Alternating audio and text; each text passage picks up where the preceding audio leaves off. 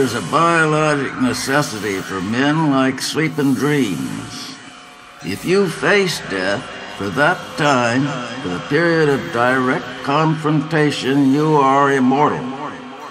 For the Western middle classes, danger is a rarity and erupts only with a sudden, random shock.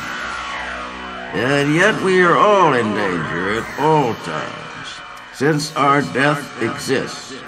Mektub, it is written, waiting to present the aspect of surprised recognition. Is there a technique for confronting death without immediate physical danger? Can one reach the Western lands without physical death? These are the questions that Hassan I. Sabbah asked.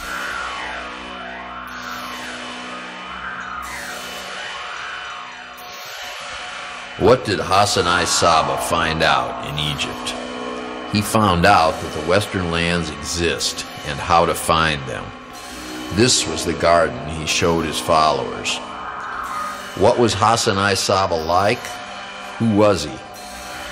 For the last 40 years of his life, Hassan I. Sabbah occupied the mountain fortress of Alamut in what is now northern Iran. From Alamut, the old man dispatched his assassins when he decided they were ready and their missions necessary. It is said that he could reach as far as Paris. As for the training that the apprentice assassins received, there is no precise information. What little historical data survives tends to be misleading, such as the notorious account given by Marco Polo of a heaven of Uris promised to the martyr where he would be wafted when his work was done. There were no women in Alamut. It is related that Hassan I. Sabbah had his own son beheaded for smuggling a bottle of wine into his quarters. No doubt this was not the real reason. Obviously, the boy was plotting against the old man's life.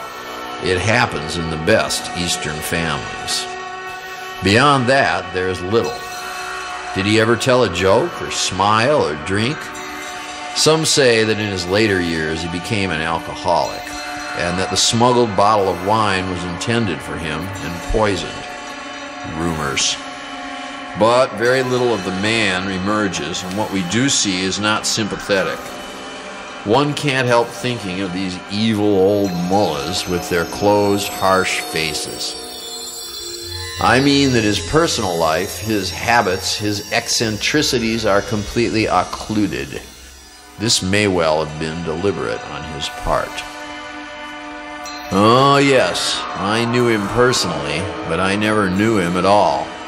He was a man with many faces and many characters.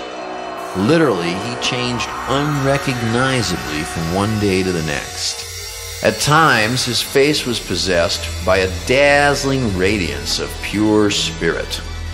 At other times, the harsh gray lineaments of fear and despair gave notice of defeat on some battleground of the spirit. Battles are fought to be won, and this is what happens when you lose. One thing I know, he was a frontline officer who never asked his men to do what he would not do himself. He was ready to fight beside them, inch by bloody inch.